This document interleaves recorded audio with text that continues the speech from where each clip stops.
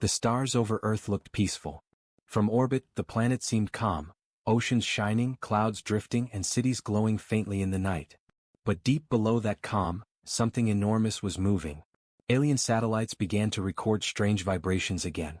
They were small at first, just tiny pulses in the magnetic field. But then the rhythm became clearer. It wasn't random. It sounded engineered. In the control chamber of the Tar Dominion, Commander Varen frowned at his screen. "These readings make no sense," he said to his assistant. "It's like, the planet has a heartbeat." His assistant blinked. "Maybe it's a geological anomaly." Varen shook his head. "No. The frequency repeats every 120 seconds. Nothing natural does that. Someone is creating it." He hesitated, then added quietly, "And only one species lives there." The room went silent. Everyone understood who he meant: humans. Far beneath the crust of Earth, the tunnels of the Atlas Core project were alive with motion. Great machines drilled through molten rock while robotic arms welded glowing plates into place. The air shimmered with heat and electricity. Commander Reyes walked along the platform, his boots echoing against steel. "Report," he said. "Reactor 3 is online," replied Chief Engineer Tessa Wu. "We've stabilized the coolant flow. But the core is drawing more power than expected." Reyes looked at the glowing schematic before him, a massive circular reactor buried under continents. "That means it's waking up," he said. "Should we slow down?" Tessa asked. He shook his head. "No. We can't stop now. If the aliens ever decide to invade again, we won't have time to finish later. The Council already mocks us. Let's give them a reason to be afraid." Tessa smiled faintly. "They already are, sir. They just don't know it yet." In the deep black of space, Admiral Zyrak's warship drifted near the edge of the Sol system. His crew worked silently, scanning the planet below. "Admiral, the magnetic interference is spreading," his science officer said. "Our sensors can't penetrate below 50 kilometers. Try reconfiguring the array," Zyrak ordered. They did. For one brief moment, the fog cleared, and Zyrak saw something that made his scales tighten. The structure. Metallic. Colossal. It was only visible for a few seconds before the scanners went blind again, but it was enough. It stretched under the crust, a web of energy veins pulsing like light through a living body. "That can't be human," whispered the officer. Zyrak didn't answer. He kept staring at the fading image. And yet, there it is. Back on Earth, surface life went on as usual. Cities moved, people worked, and no one knew what slept beneath their feet. Only the military and the engineers of the Atlas Core project knew the truth. At night, Reyes stood before the massive chamber where the core's heart glowed. It was a sphere of metal and plasma the size of a mountain, suspended in a field of magnetized energy. He spoke softly into his communicator, recording a private log. "They call us primitive. They say we build with stone while they build with stars. But we build differently, slower, deeper, stronger. They fly among the stars. We dig into the bones of our world. And soon, our world itself will rise to protect us." The next day, alien communication networks lit up with fear. Reports from multiple species claimed their probes around Earth were malfunctioning, or destroyed. At the Galactic Council station, panic began to spread. "How can an underdeveloped planet cause sensor blackouts?" one alien shouted. "Maybe it's a natural defense," another argued. The speaker slammed her staff. "Nonsense. Earth doesn't have that kind of power." Then a new feed appeared, an emergency transmission from a Zorath scout ship near Earth. The hologram flickered, filled with static and heavy breathing. "This is Scout Vessel Kaler 9, reading unknown electromagnetic pulse. It's coming from under the crust. Repeat, under the crust. Something's moving." The feed cut off. The room went silent. Admiral Zyrak received the same message aboard his ship. He didn't react, only closed his eyes. "They're waking it," he said softly. "Admiral?" asked his officer. "Whatever they've been building, it's alive." Far beneath the ground, the Atlas core rumbled. Entire tunnels shook as power surged through ancient cables. The energy readings spiked, higher than ever before. Tessa ran to Reyes. "We're hitting maximum output. The system's demanding control authorization." Reyes turned toward the central console. "Authorize it," he said. A metallic voice echoed across the chamber. "Authorization accepted. Phase 2 initiated." Lights turned red. The ground roared. Massive plates shifted deep below, and for a moment, every compass and satellite in orbit lost direction. In space, alien scanners went completely blind. Admiral Zyrak's crew panicked. We've lost all signals. The planet's magnetic field is. Then it happened. A pulse, bright, fast, silent, burst outward from Earth. It wasn't a weapon, not yet. It was a warning. Zyrak gripped the arm of his chair as the lights flickered. They're telling us something, he said. His officer swallowed hard. What, Admiral? Zyrak looked at the blue planet glowing below. That they were never behind us. Only underground. End of Part 2, Suspense Hook. Alien fleets rush to study the signal, but it's too late. The ground beneath Earth shifts again, releasing a low hum across the system. Every translation AI decodes the same 3 words from the vibration. Do not interfere. The tunnels deep beneath Earth were no longer quiet. For months, the Atlas Core project had worked in silence, unseen, unheard. Now the sound of power echoed through the rock. Heavy turbines turning, metal grinding, air shaking from pressure waves. Commander Reyes stood on an observation platform, staring into a vast chamber that stretched miles underground. In the middle of it, surrounded by scaffolds and glowing machinery, hung the core, a sphere of light and steel rotating slowly, covered with strange magnetic rings. It pulsed like a beating heart. Tessa Wu ran up beside him, her voice barely audible over the roar. Core output is at 80%, she shouted. But the magnetic field is destabilizing. We're losing synchronization. Reyes gritted his teeth. We can't stop now. We're almost there. Keep it stable. The engineers worked like shadows in the glow of red emergency lights, their suits shimmering with sweat and dust. The walls trembled as new sections came online. Do you know what we're doing? Tessa asked suddenly, turning to Reyes. He didn't answer immediately. We're making sure humanity never has to beg again, he said. Never again will anyone call us primitive. She looked at the core, her voice quieter. And if it's too powerful? Reyes stared at the spinning sphere, eyes hard. Then it's exactly powerful enough. Above them, far in the blackness of space, the Galactic Council was panicking. Reports poured in from different species. Energy spikes. Electromagnetic pulses. Sensor blindness. Ships failing near Earth's orbit. This is impossible, shouted one council member. That planet doesn't have the resources for such construction. Another slammed his fist on the table. Unless, they've been hiding it for decades. Admiral Zyrak stepped forward. His voice was low, calm. Behaf. I warned you. The speaker glared at him. You think the humans are building some kind of weapon? I don't know what it is, Zyrak said. But whatever it is, it's alive. It reacts to scans, to movement, to interference. The speaker laughed nervously. A living machine? Impossible. Zyrak didn't laugh. Tell that to the scouts who never came back. The room fell silent. Down on Earth, the project's communication systems crackled to life. Commander Reyes, said a voice from the upper command center. We've intercepted alien chatter. They're watching. They're afraid. Good, Reyes replied. Let them be afraid. Tessa frowned. Sir, what if they attack before we finish? They won't, Reyes said. They still think they're smarter. They'll wait. And while they wait, we build. In the lowest chamber, molten rivers of plasma flowed through conduits, feeding the core. Workers guided robotic cranes to assemble the final pieces. Massive plates of titanium infused with strange alloys. One engineer looked up at the glowing mass and whispered, It's beautiful. Another shook his head. It's terrifying. The core pulsed again, brighter this time. The air hummed like thunder. Then the lights flickered, once, twice, and every screen in the facility turned black. A single line of text appeared. Phase 3, initiation pending. Tessa ran to the console. That command didn't come from us, she said, alarmed. It came from the core itself.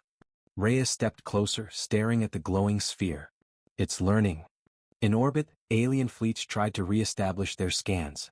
Admiral, we're picking up something under the crust again, said Zyrak's officer. Put it on screen. A distorted image appeared, a grid of tunnels glowing like veins, and at the center, a shape forming. It wasn't a missile. It wasn't a reactor. It was something far larger. Size estimate? Zyrak demanded. Unknown, sir. The energy readings are breaking our instruments. But if I had to guess, the officer swallowed. Bigger than any ship in the galaxy. Zyrak's claws dug into the metal railing. Then the galaxy's in trouble. Back underground, the core reached full power. The chamber glowed so bright that everyone shielded their eyes. The sound grew deafening, a deep vibration that wasn't just noise but feeling. It rattled bones. It pressed against lungs. Shut it down, someone shouted. We can't, Tessa cried. It's drawing power from the planet itself. Reyes grabbed the railing. Hold the line. We started this, we finish it. The core flared white. The floor cracked. For a split second time seemed to stop. And then silence. Everything went dark. For 10 long seconds no one moved. Then a faint hum returned. The lights flickered back on. The core was still there, calm, glowing blue, silent again. Tessa exhaled. It stabilized. Reyes nodded slowly. It's ready. In orbit, Admiral Zyrak's ship caught a transmission, a strange low-frequency signal that didn't match any alien language. Run it through the translator, he ordered. The computer hesitated, then decoded a simple phrase. Atlas core, operational. Zyrak stared at the screen. Atlas, he murmured. So that's its name. On Earth, Reyes stood before the glowing sphere. The galaxy will come for us, he said quietly. Tessa looked at him. And when they do? He smiled faintly. Then they'll meet Atlas. Far above, the stars shimmered, unaware that beneath one quiet blue planet, a sleeping giant had just opened its eyes. End of Part 3, Suspense Hook. Alien sensors suddenly detect a second energy source. Not just one core but multiple. 6 more signals appear around the planet's crust, forming a perfect circle. A terrified alien technician whispers. It's not one machine. The whole planet is the weapon. The galaxy was no longer calm. Every major alien empire, the Tar Dominion, the Vorth Collective, the Zorith Empire, had turned their eyes toward the small blue planet called Earth. For decades it had been ignored, mocked, considered harmless.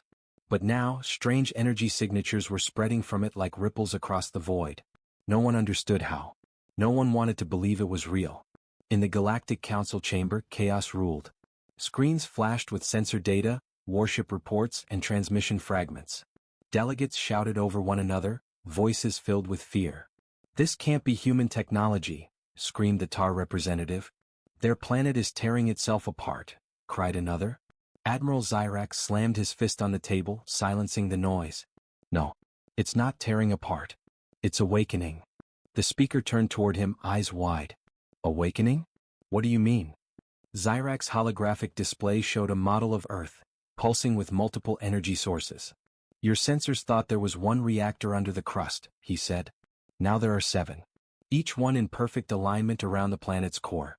That's not chaos, that's design. The chamber fell silent. They're building something that uses the entire planet, Zyrak continued. A machine that draws power from the world itself. The speaker's tendrils trembled. That's impossible. No species can control such energy. Apparently, Zyrak said grimly, humans can. While the council argued, fleets across the galaxy scrambled. The Tar Dominion sent a fleet of 300 ships toward the Sol system, for observation.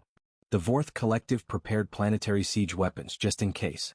And the Zorith Empire, under Admiral Zyrak's reluctant command, sent its largest reconnaissance cruiser, the Vigilant Dawn, to orbit Earth.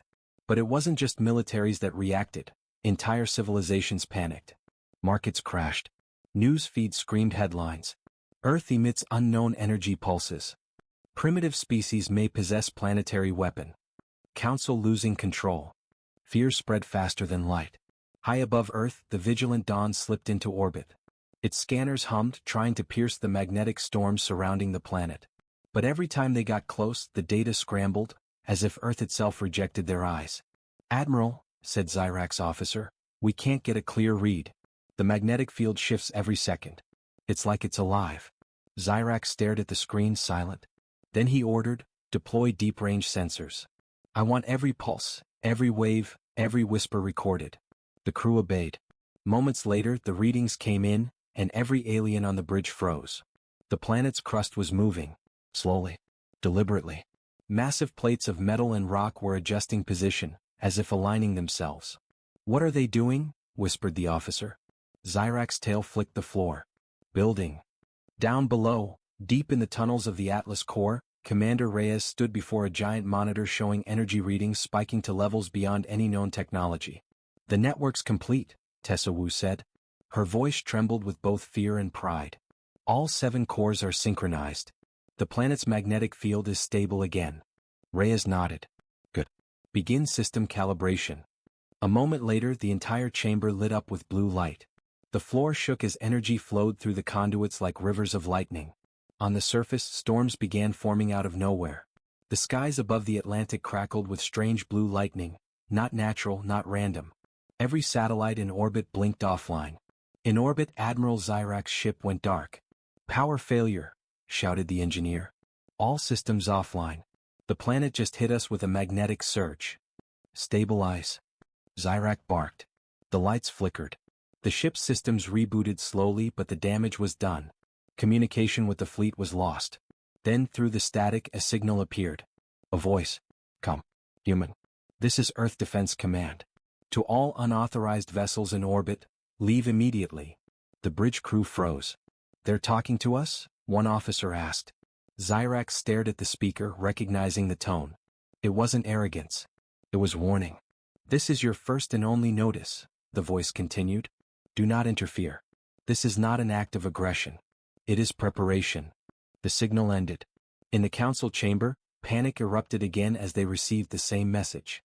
"What does that mean, preparation?" shouted one ambassador. "Are they threatening us? Or warning us?" Zyrak's image flickered into the chamber via hololink. His scales glimmered under dim red light. "They're not threatening you," he said. "They're telling you to stay away. And if I were you, I would listen." "Why should we fear them?" sneered the speaker. "We have fleets. We have weapons. They have a rock." Zyrak leaned forward. "That rock is humming loud enough to drown your sensors. They've hidden this for decades, maybe centuries. You think they built it for show?" The speaker hesitated. "Humans don't bluff," Zyrak said coldly. "They build." Down on Earth, deep under the crust, Reyes watched as the system stabilized. Atlas Core 1 through 7 glowed in harmony, each pulsing like a heartbeat. The entire planet hummed, alive with power. Tessa turned to him. "Sir, external fleets are moving closer. Do we respond?" Reyes looked up at the ceiling as if seeing through the rock, through the clouds, into the stars where hundreds of ships now surrounded his world. "Not yet," he said. "Let them come closer. Let them see what we've built." Tessa hesitated. "And if they attack?" Reyes smiled faintly. "Then they'll learn what it means to wake the Earth."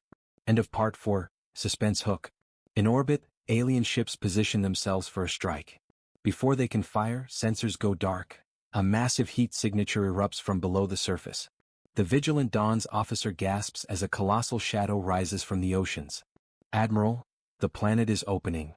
The alien fleets arrived around Earth in perfect formation, 23 capital ships, armed with enough firepower to destroy a planet. They came not to attack but to observe. At least that's what the Galactic Council claimed. In truth, they wanted to confirm what the scanners had shown, those massive underground energy readings, pulsing beneath the human continents. Admiral Zyrak stood at the edge of his command deck, eyes fixed on the blue and green planet. "Magnify Sector 9, he ordered. The screen zoomed in, revealing cracks of glowing orange light spreading across a desert region. Every few seconds, a pulse rippled through the crust, steady, rhythmic, deliberate. "That's no natural tremor," muttered his science officer. "It's mechanical." The other admirals on the shared channel laughed. "Mechanical? You think those dirt diggers could build something like that?" sneered one. "They still use combustion engines." But Zyrak didn't laugh. He could feel it, the vibration, the pattern. "No. That's a signal. Something alive is waking up down there." On the surface of Earth, deep under layers of reinforced titanium and stone, engineers worked in silence. The vast underground complex stretched for kilometers, a hidden world powered by fusion cores and quantum engines. At its center, the heart of humanity's secret, Project Atlas. The machine was almost ready. Massive robotic arms moved along its body, attaching dark alloy plates. Its design was nothing like alien warships. This was something beyond them. A weapon. A ship? Or maybe both. Commander Elias Wren stood on the control platform, watching the final systems come online. "All reactors stable.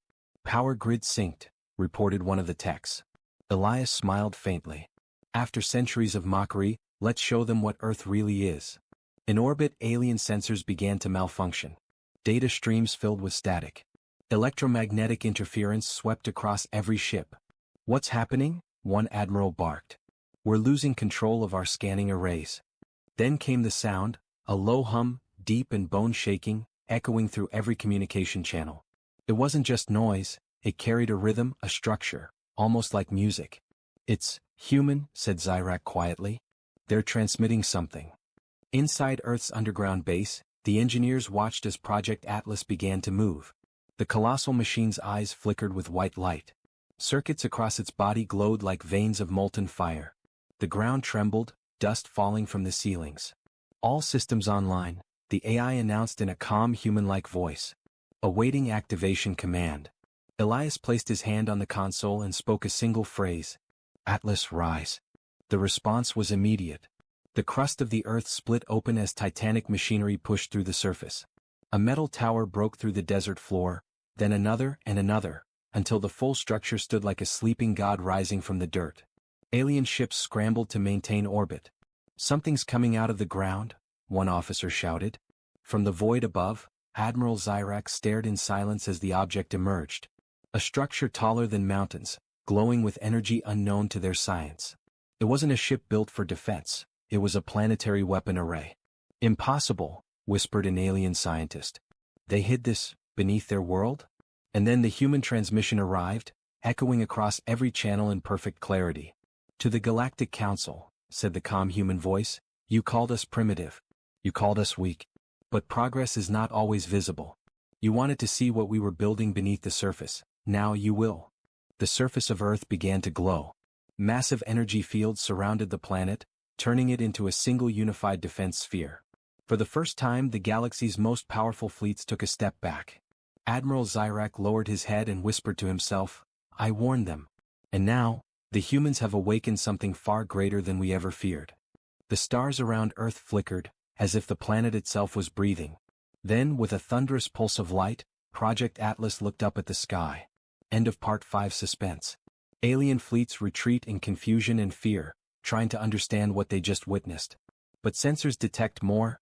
Deep inside the planet, multiple other energy readings begin to rise.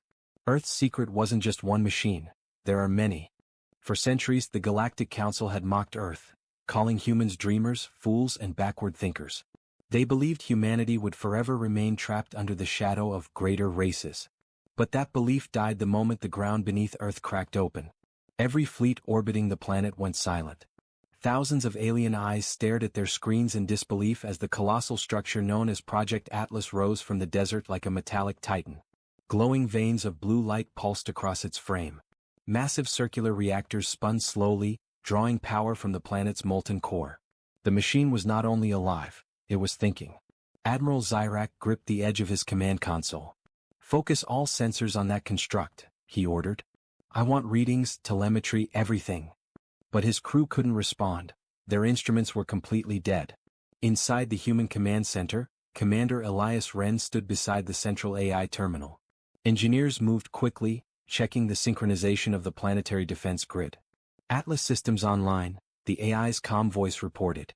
"Planetary shields at 75% capacity. Global network linked." "Good," said Elias. His tone was calm, but his hands trembled slightly. "Let's give them a demonstration." He turned to his officers. "Patch me through to every fleet in orbit." Seconds later, his voice echoed through space, carried by human encryption waves, clear, firm, and unshaken. "To all ships observing Earth, this is Commander Elias Wren. You came to laugh at us, to study our primitive world. But we built something far beyond your understanding. We built a future you never imagined possible." The alien admirals exchanged nervous glances. Some ordered retreat maneuvers, but it was too late. Below them, Project Atlas began to shift. Massive turbines unfolded along its arms, channeling energy upward. The air above Earth shimmered as the atmosphere itself bent under raw power. A blinding column of light shot into space, a pulse of data, not a weapon. It reached the alien ships in seconds, flooding their systems. "What is this?" cried one officer. "It's rewriting our scanners." "No," said Zyrak softly, eyes wide. "It's showing us something." One by one their screens displayed images, cities beneath Earth's crust, hidden laboratories, and massive planetary forges. Humanity hadn't been idle or weak. They had gone underground, building and waiting. Every failure, every insult, every war had pushed them to evolve in silence. And now the galaxy saw the truth. Humanity had turned their homeworld into a living fortress. "Admiral," whispered a young alien officer, his voice trembling, "the humans, they have more of these things. The scanners show movement beneath multiple continents. Thousands of power signatures. Zyrak closed his eyes. Not one weapon, he said grimly. An entire network. A planetary defense system. And then Earth's AI spoke again. Not through speakers but directly into every alien communication link. Observation complete, said the calm digital voice. Threat analysis, non-hostile entities detected. Planetary systems remain in defense mode. For a moment the galaxy held its breath. Then the Council Fleet Commander broke the silence. This is madness. Humans are a danger to every world. We must destroy that thing before. But before he could finish, Project Atlas moved. Its chest glowed bright white, and a beam of controlled plasma energy fired into space, not toward the ships but toward an empty region beyond the moon. The explosion that followed created a glowing shockwave hundreds of kilometers wide. The message was clear. This is what we can do. Every alien voice fell silent. Inside the command room, Elias watched the reading stabilize. Atlas, stand down, he ordered. Standing down, replied the AI. Defensive posture engaged. Awaiting further instructions. Elias turned toward the communications officer. Send this message to the Council, he said. Tell them humanity does not seek war. But if they bring one to our world, we'll make sure no fleet ever returns. The officer nodded silently. In orbit, Admiral Zyrak stared at the now silent planet. The once laughed-at world now glowed with the light of a sleeping god. He exhaled slowly. They were never primitive, he murmured. They were preparing. The other admirals didn't respond. They simply turned their ships away, retreating from Earth's orbit, afraid to even look back. As silence settled once again over the blue planet, the last words of the human ambassador from years ago echoed across Zyrak's memory. Progress is not always visible. Now he understood.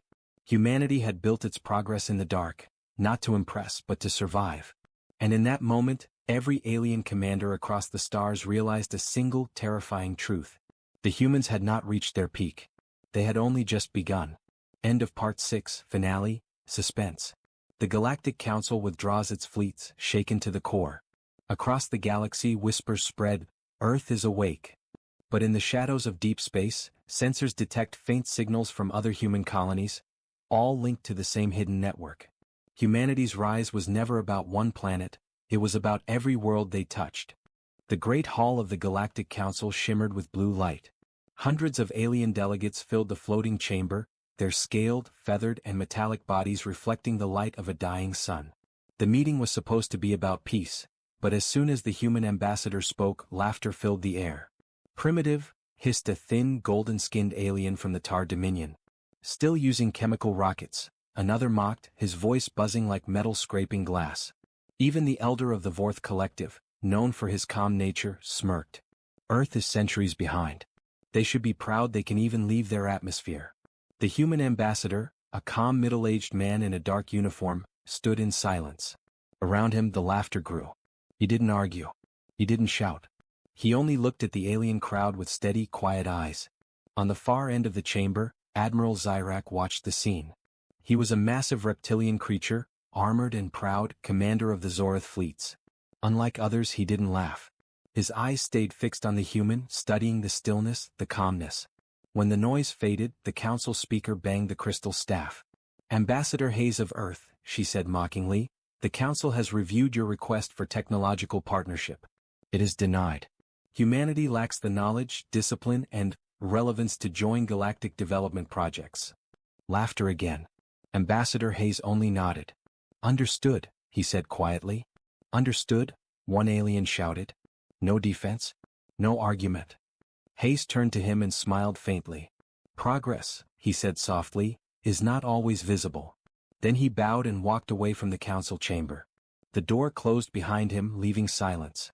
Later, in the observation lounge, Admiral Zyrak spoke to the speaker. You shouldn't have dismissed them so easily, he said. The speaker's tentacles waved. Oh, Zyrak, don't tell me you believe the humans are dangerous. I don't think they're dangerous, Zyrak said slowly. I think they're unpredictable. The speaker laughed, a deep echo that shook the glass. Unpredictable? They barely have interplanetary ships. Their machines are toys. Their defenses, nothing. Zyrak's tail flicked the floor. And yet, their world survived 3 extinction events. They fought wars that burned their continents and still rebuilt. They may not be fast, but they endure. The speaker turned away. They endure because no one cares to destroy them. They're beneath notice. But Zyrak didn't reply. He looked at the holographic map of the Milky Way, eyes narrowing on the small blue dot labeled Earth. Something about it bothered him. Something unseen. A week later, whispers began spreading among the Galactic Intelligence Network. A probe from the Tar Dominion orbiting Earth had picked up strange readings. At first the report was ignored. Then came a second one. And a third. The report said the same thing. Massive energy surges beneath Earth's surface. The Dominion's chief scientist frowned over the data. Impossible, she muttered. No natural phenomenon matches this pattern.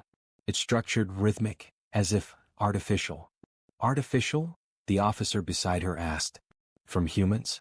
She looked at the readout again. Deep under the planet's crust, something pulsed, like the heartbeat of a sleeping giant. That can't be human, she whispered. On Earth, far beneath the crust, deep tunnels vibrated with the hum of machinery. Miles below the surface, massive reactors glowed red-hot, hidden from the sky above. Hundreds of engineers worked in silence. Commander Reyes, leader of the secret Earth Defense Project, stood before a gigantic wall of steel, covered in cooling pipes and blinking lights. How long until the next phase? He asked. 2 months, replied a technician. Power output is stable.